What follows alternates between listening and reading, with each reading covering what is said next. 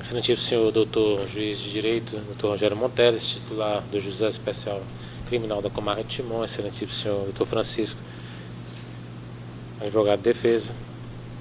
O Ministério Público do Estado do Maranhão vem apresentar suas alegações finais no processo em que move contra Daniel Sanz de Brito Lima, exatamente porque no dia 20 de setembro de 2016, por volta das 22 horas, teria começado a tocar fogo em lençóis, panos e dentro da cela do 3º Distrito Policial de Timon, pondo em risco a integridade física dos seus companheiros de cela e também a sua. Ato contínuo, o investigador de polícia lotado no 3º Distrito se dirigiu até o local onde se encontrava o denunciado e pediu para que ele parasse de tocar fogo e de bater na cela, momento em que recebeu várias ameaças de morte. Não foi possível a transação penal, considerando as condições pessoais de antecedentes do acusado, e nesta audiência tomou-se o depoimento do policial ameaçado. Bom, esse é o relatório e passa então as argumentações quanto ao mérito da causa. Essa denúncia, ela inicialmente, é preciso dizer, excelência, ela está pautada num TCO apresentado pela polícia, e neste TCO tem os elementos suficientes para o oferecimento da denúncia. Em primeiro lugar, em que pese o acusado nesta audiência ter apresentado versão diferente e isso seja relevante do ponto de vista jurídico, pela importância que é o depoimento judicial, não obstante isso, temos no TCO as primeiras declarações, ainda em polícia, do senhor Daniel Sanz, quando ele, naquela oportunidade, no dia 21 de setembro de 2016, ele afirma que ateou o fogo em pedaços de pano e jogou no corredor da carceragem dessa delegacia porque estava passando mal. Ele eleva essa situação como uma causa, passando mal, e afirmou, por isso foi feita a denúncia quanto à autoria do ilícito. Considerou então o Ministério Público como autor do ilícito o senhor Daniel. Ele mesmo, inclusive, além dos depoimentos que foi o depoimento que estava no TCO, ele mesmo chegou a afirmar esse fato. Também no TCO nós temos, porque esta ação ela versa sobre a hipótese de crime de ameaça e o crime de colocação de incêndio previsto no artigo 250 do Código Penal. Então, nós sabemos pelo artigo 173 do Código de Processo Penal que o crime de incêndio ele precisa do exame pericial. E esse exame pericial pode ser visto nos autos. E neste exame ele consta nas considerações técnicas, análise e interpretação dos vestígios. Pelas características do local, depreendeu-se o seguinte: o imóvel.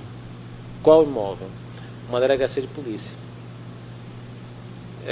que é um bem público. O imóvel fora alvo de incêndio artificial e pessoal promovido por conduta humana intencional. 2. Foram encontrados tecidos e palitos de caixas de fósforos. 3. O incêndio não promoveu danos na estrutura do imóvel. 4. A cela possui dimensões, a idade de dimensões da cela. O estudo local com a detecção da direção e sentido das marcas de fuligem na infraestrutura predial e restos de tecidos atingidos pelo fogo, calor, comprovam que o epicentro do evento ocorreu na aresta direita da cela, localizado na parte posterior do prédio. O foco deu-se através da combinação de material comboriente, constituído de elementos tipo A, tecidos de rápida combustão, que foram colocados pontualmente no canto direito da cela.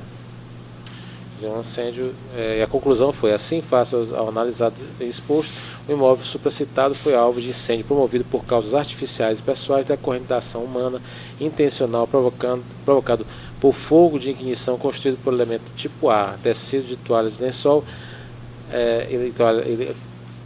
tecidos de toalha e lençol acionados por fósforos localizados na parte posterior aresta direita da cela, promovendo danos materiais à pintura já desgastada no local, mas que não ofereceu risco à estrutura do imóvel.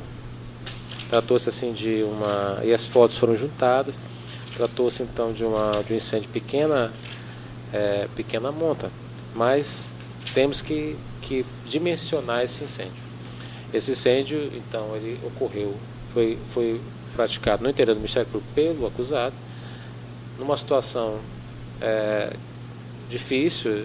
Trata-se de um jovem, a gente não faz isso com prazer, é uma situação difícil, mas a colocação do incêndio dentro de uma delegacia, de distrito policial pequeno, com outros presos, em quantidade de 10 presos, colocou em risco a segurança do réu e de outras pessoas. Além do que, é uma pessoa custodiada, várias pessoas custodiadas pelo Estado, e isso tem consequências gravíssimas, já que as estruturas de pessoal da delegacia colocavam apenas o policial que depôs aqui como aquele guardião direto. Então, um risco iminente para a responsabilidade do Estado, a vida de outras pessoas, e realmente esse tipo de ação não pode ser tolerado do ponto de vista jurídico. O depoimento foi coletado também nos autos. Ele evidencia que naquela situação o réu teria ameaçado o policial, um conduto também reprovável que merece uma resposta. Então, a denúncia ela encontra dois tipos, como já dito, o 147, e é importante colocar, como sempre nesses casos o Ministério Público argumenta, que o crime, os tribunais vêm decidindo, como se sabe, inclusive aqui suscito o julgado da apelação 20069 237, relator José Guilherme, do Distrito Federal, do Tribunal de Justiça do Distrito Federal e Territórios, no sentido de que o crime é de natureza formal, um crime de ameaça, consumando-se no momento em que a vítima é alcançada pela promessa manifestada pelo agente de forma verbal, por escrito ou gesto, de que estará sujeito ao mal injusto e grave e contínuo de fundado temor, não reclamando sua caracterização à produção de qualquer resultado material concreto, efetivo. Então, do ponto de vista da ameaça, vemos como caracterizado, e do ponto de vista do incêndio, argumentando, em primeiro lugar, tem laudo, exigência do Código de Processo Penal está cumprida, indicativo de que houve fogo, embora de pequena monta, proporcional ao que foi narrado aqui, e desse fogo ele atingiu, pelo parágrafo 1º, inciso 2, a linha B, edifício público ou destinado a uso público ou obra em assistência social ou cultural, edifício público, né, que foi uma delegacia de polícia, e colocou em risco várias pessoas, inclusive outros presos ali estavam, e ainda a própria atividade do Estado, responsabilidade civil, outras situações com grave potencialidade de dano. Então, considerando essas afirmações, o Ministério Público requer a procedência da denúncia.